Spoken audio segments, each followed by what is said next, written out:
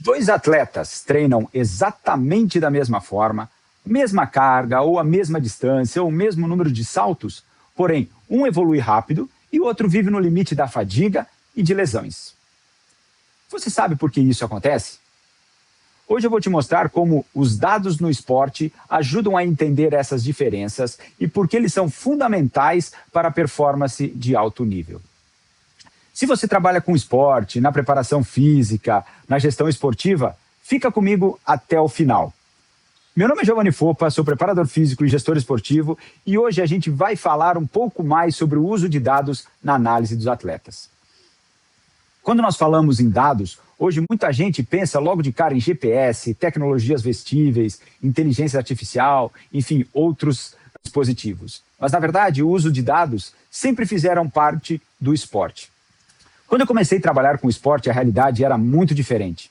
Nós tínhamos planilhas, pranchetas e muitas anotações manuais durante jogos e treinos.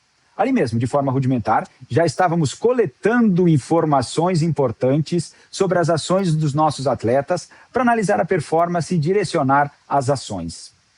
Na preparação física não era diferente, muitas planilhas, muitos controles manuais. E na época, eu trabalhava numa universidade que já tinha um laboratório de fisiologia e lá nós começamos a utilizar uma plataforma de contato para medir a altura de salto dos atletas.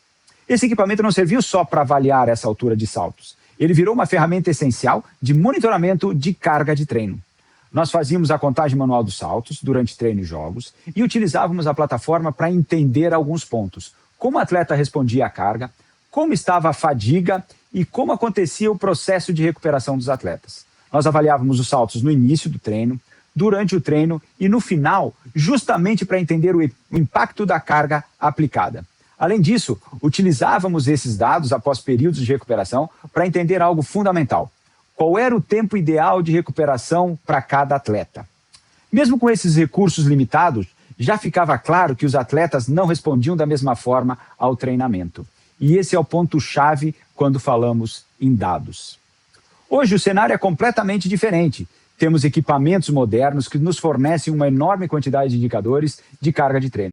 As tecnologias vestíveis nos entregam dados sobre volume, intensidade, deslocamento, aceleração, recuperação, resposta fisiológica ao treinamento e os relatórios nos ajudam a ter uma visão acumulativa da performance e necessidade de cada atleta.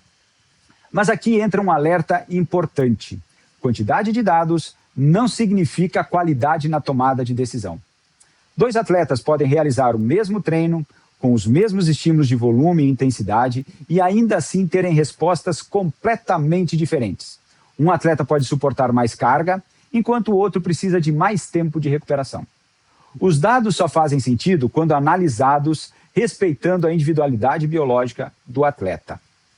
Por isso, coletar dados é fundamental, mas interpretar bem esses dados é ainda mais importante. Os números precisam fazer sentido dentro do contexto do atleta, do momento da temporada, do histórico de carga e da realidade do treino e da competição.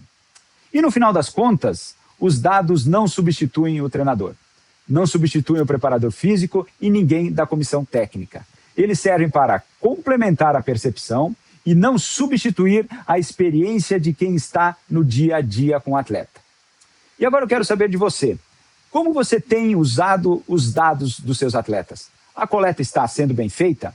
E a interpretação faz sentido com a realidade do treino? Se esse conteúdo ajudou, deixa aqui embaixo o seu comentário, compartilha com a sua equipe e se inscreva no canal. Aqui a gente fala de performance com critério, ciência e prática de campo. Até o próximo conteúdo.